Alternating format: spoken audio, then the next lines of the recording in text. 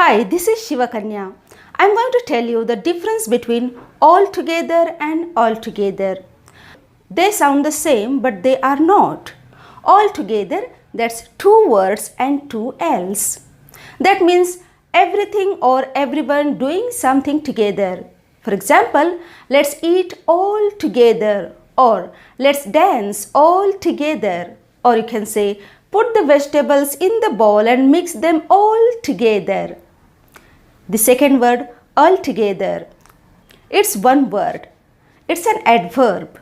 It means completely or entirely. For example, my sister has an altogether different personality to me.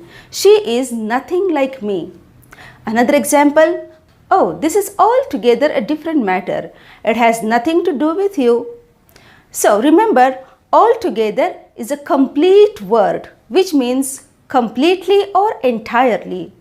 And if we have all together, that's two words, then that means everyone or everything together. Your turn. Make a sentence by using all together, that's two words, or all together, a single word. Let me know your sentences in the comment section. If you find the video informative, please like, share and comment. Also, you can subscribe to my channel. Thanks for watching.